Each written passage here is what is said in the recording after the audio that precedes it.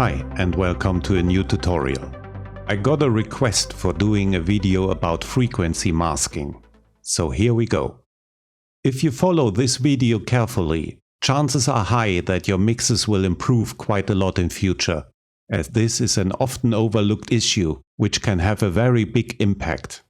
So that people who deal with this matter too superficially don't fall into the other extreme and try to fight this phenomenon at every turn, I'm afraid I have to go into detail, so please bear with me. Hopefully it will all make sense in the end. Nevertheless, if you get bored by some details you already know, use the timestamp links in the description to skip certain parts. First, we need to clarify the different terms we have to deal with, so that we all speak the same language. Many people are using the expression frequency masking and mean something bad, an issue which has to be solved or better avoided. But is that really the truth? So what is frequency masking? For example, this.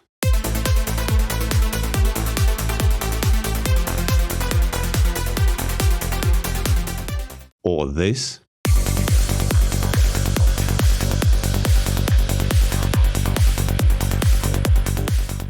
Or this.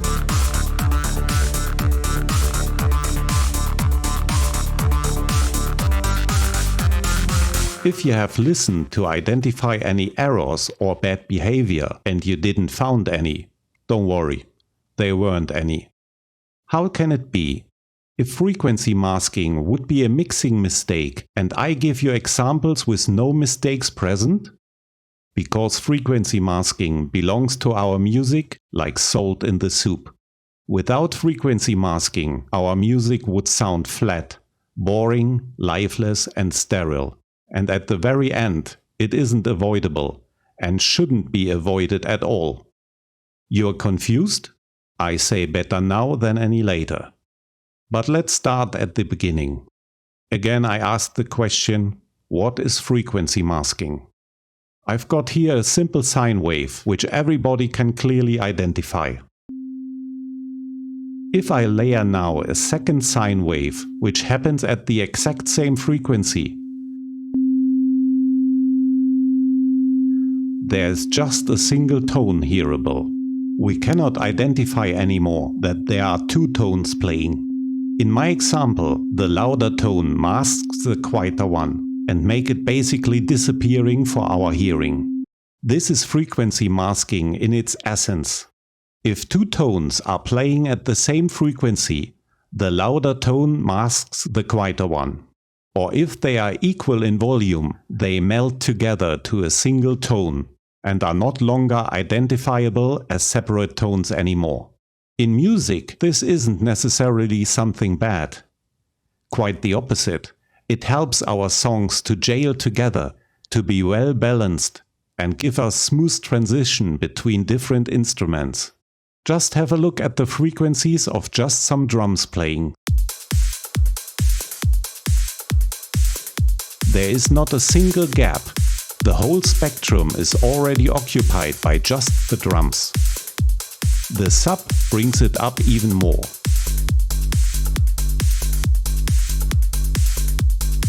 Not to speak about the mid-bass.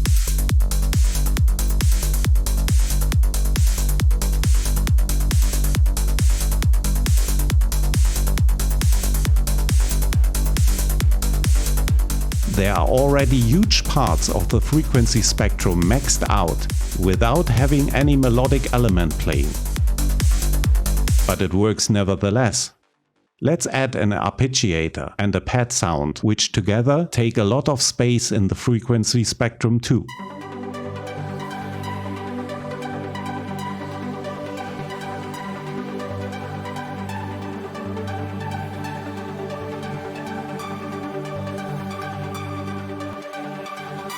With sidechaining and just some basic low cut, these two sounds alone cover the whole range from 100 to 20,000 Hz.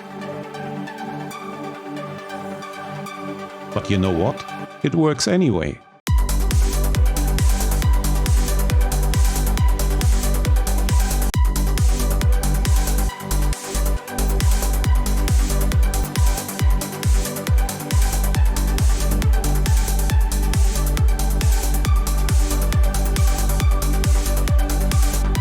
Every single element in the mix is clearly missing if I mute it, what means that it's clearly identifiable. I cannot even imagine how many frequencies the single sounds in the mix are masking from each other, but it works nevertheless. So frequency masking isn't a general problem, nor is it avoidable or desirable to avoid at all. It makes music sound pleasant and as one fitting piece. If you don't plan to make music out of a few synths playing just single sine waves, all at different pitches and octaves, there is no chance to avoid frequency masking at all. Nevertheless, we have seen that a sine wave playing at the same frequency on top of another can make the quieter tone disappear for our hearing. With this huge amount of overlapping and because of that, this huge amount of frequency masking, why does it work here anyway? Why are all of these different sounds clearly identifiable despite being masked to this huge amount? The answer we can find in acoustic instruments and how orchestras are made up. Whoever thinks that everything came about by chance and without a plan behind it, I have to disappoint now. Even if every single member of an orchestra is playing, every listener is able to identify the separate instrument sections and even single members playing of a certain section. But the listener will notice too how well these different instruments complement each other and gel well together without any EQing, any compressing or any mixing in general. An orchestra gives us many answers and tips we need to know to avoid any issue related to this whole topic. Especially the choice of instruments. Here are some strings and brass, playing the same notes in the same octave. They are overlapping completely, but you can clearly hear when one is missing. They are clearly identifiable, but they gel together to a huge giant sound that really flatters our ears. And this is because these instruments have different timbres, a different tone color. The strings have their tonal emphasis in the lower regions of the spectrum. Even if I cut the highs quite a bit, you can clearly tell they are still strings.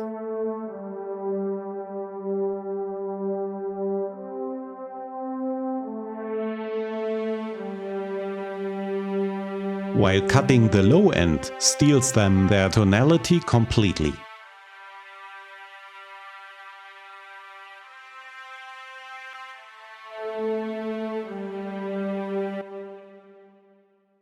With the brass instruments happens exactly the opposite. Their main focus, their characteristics, why we are able to identify them as brass instruments, is in the higher part of the sound. They are just smiling when I cut the low end, but I destroy their sound completely when I do the opposite.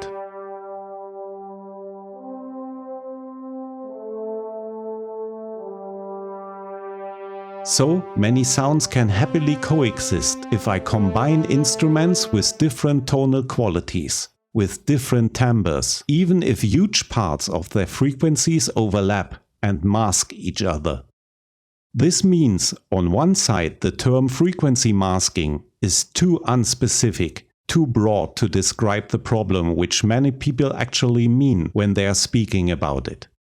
But this means too that we can have indeed a problem if we are not able to use just sounds with different timbres and have to layer sounds which fight against each other. Let's call this issue, which is an issue indeed, frequency clashing. With frequency clashing, I mean the exact situation if different instruments not only share the same frequency range, but really have to fight for the same dominant frequencies which defines their tonality, their main focus. The problems which can occur in such situations are in worst case phase issues, especially in the low end, over important sounds not being present as they should, up to making the whole mix muddy, undefined and not clear enough. These are the top 3 ways to fix such problems. Fix number 1, the arrangement. This example song I loaded here, I explain in detail in my From Vocal to Song series. If you haven't seen these, I put the links in the description. A perfect example for unwanted frequency masking, respectively frequency clashing, is the interplay between the acid sound and the vocals. Look at the frequency analyzer, how much the vocals and the acid hits overlap in their spectrum. In the darkness, you shine for me. All in shadow, uncovering. Lost and wandering, falling through the clouds, but there you are to lead the way. If you ever wondered why I always put, whenever possible, the acid hits in the spaces between the phrases of the vocals, frequency clashing is one of the answers. Let's look a bit more in detail. I repeated the important part 2 times. In the first part, the acid hit sits in between. In the second part, it plays together with the vocals. You shine for me. You shine for me. What do you think sounds better? More clear? Better to separate the acids from the vocals? Same here.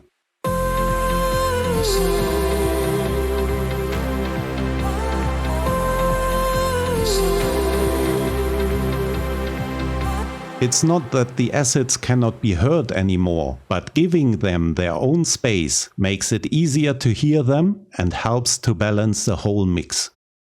This first way of fixing or avoiding frequency clashing is the easiest but most effective. Take care of your arrangement. If you already have to use sounds which fight against each other, at least try to give them their own point in time whenever possible. Another very common mistake, especially new producers do, overcrowding the project. Try to keep your project clean and simple whenever possible at the same point in time of the project. It doesn't matter how many different sounds are playing after each other, but avoid layering 5 different sounds when 3 or perhaps 2 would have been already enough. Don't get me wrong. I don't want to say you should stop any layering to get interesting textures and effects.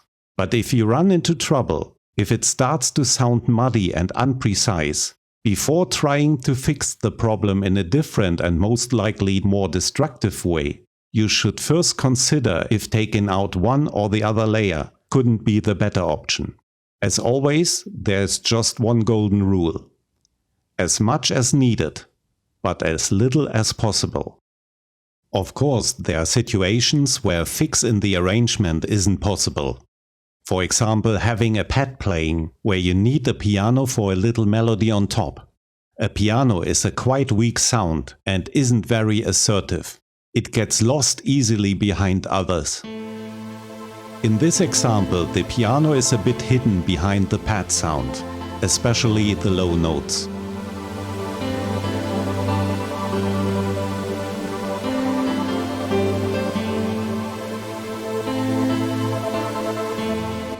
A very simple fix, which I like to count into the arrangement side of things, is to simply try different octaves to place the notes in.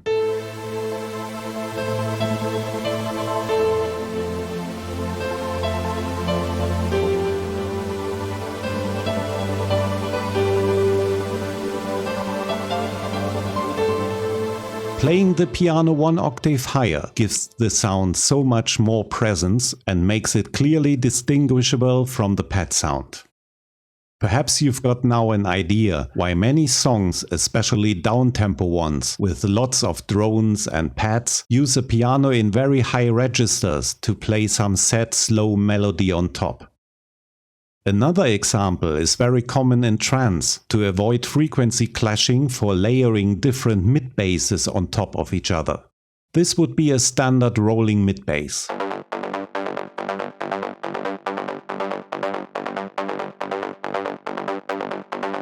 But instead of letting the second bass layer play the exact same notes,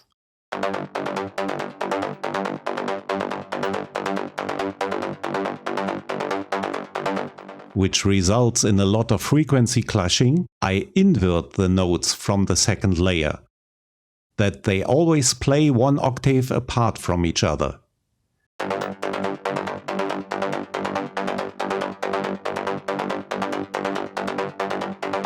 The result is much more clean and solid than the pure layering. So apart from cleaning the project in general and put sounds to the right point in time, the note sequencing is a very easy but effective way to avoid clashing at its source. Fix number 2: spacing. If everything mentioned before doesn't help, respectively isn't an option because of creative reasons, we can again look at our example for an orchestra setup. The different string sections as mainstay of the whole orchestra are spread widely over the whole horizontal space. This isn't just to create some stereo effect for the listener, but as well to avoid that sections which are playing similar notes and have the same timbre are panned differently to make them more distinguishable. The same effect is available to us and can help sometimes to bring out instruments which would otherwise hide each other.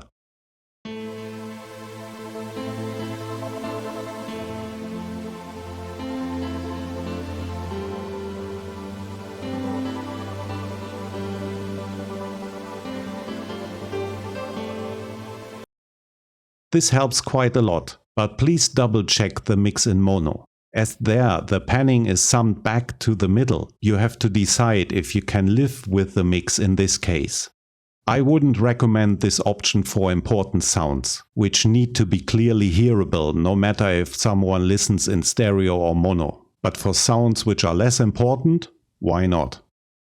Fix number 3: volume and frequency restrictions. With the first method, I think everybody is familiar with and uses it on a daily basis. At least the kick, as most important factor in most genres, is used to duck nearly every other sound out of the way when it hits. As the effect shall only happen in this short moments, sidechain ducking is the most effective method. Where is no other sound, no other frequencies can clash with the kick. Another positive side effect: sidechain ducking can drastically improve the groove of the song and is often more exaggerated than used sparely. But volume ducking cannot be used everywhere, and when it comes to frequencies, the EQ will be mostly the tool of choice. There are tons of different methods how to set an EQ curve for avoiding frequency clashing, and equally many tools one could use for this job, which I cannot demonstrate all in order not to go beyond the scope of this video. The simplest method would be the use of a static EQ. The aim is to get the piano more into focus without completely destroying the sound of the pad. I personally prefer to cut more than to boost, as boosting prominent frequencies can easily create spikes, which limits my overall headroom afterwards for the whole mix. These spikes would give me trouble afterwards when maximizing the whole song, as they could start to distort too early before I reach my wished loudness. I can make my life easier by taking out frequencies from the pad and pronouncing the important frequencies of the piano just a little bit.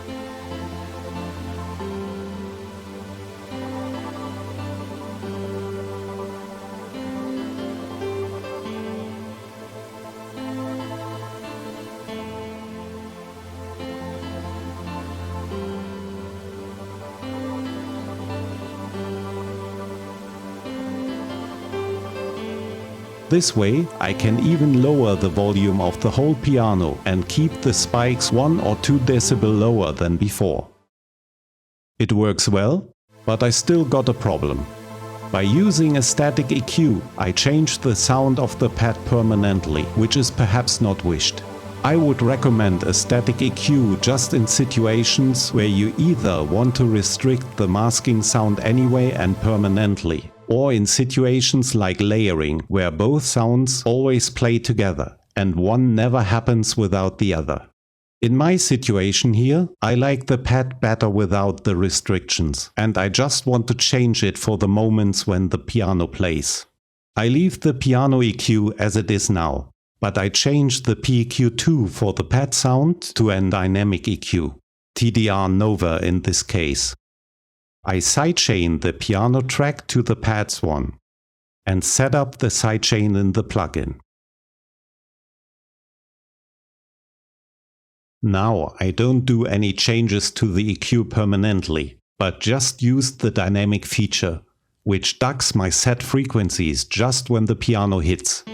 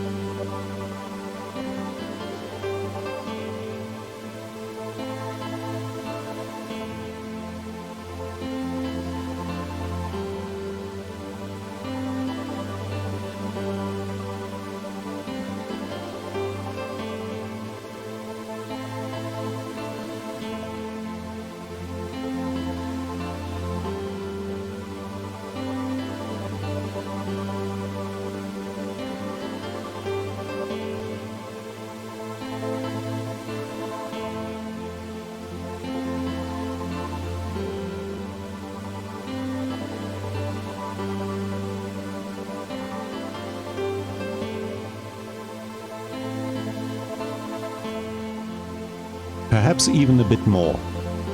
The pad keeps all the time its normal sound and just changes when the piano plays and overtakes the main role anyway. No piano, no change in sound.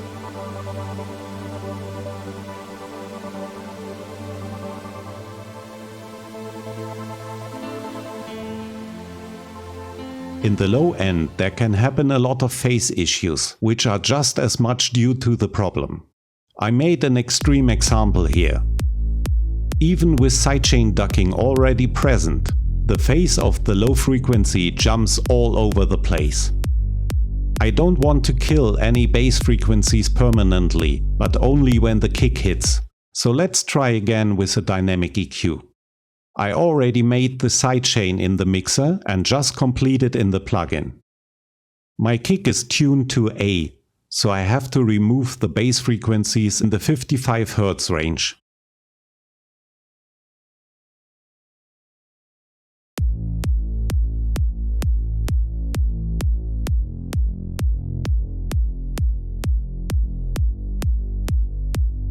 The result still isn't perfect, but much better and more stable than without.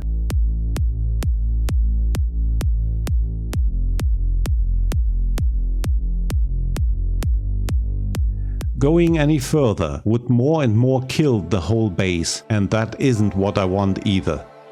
Please, for everything we have talked about today, the less noticeable your changes are, the better you did the job, as it's about fixing problems and not creative sound design.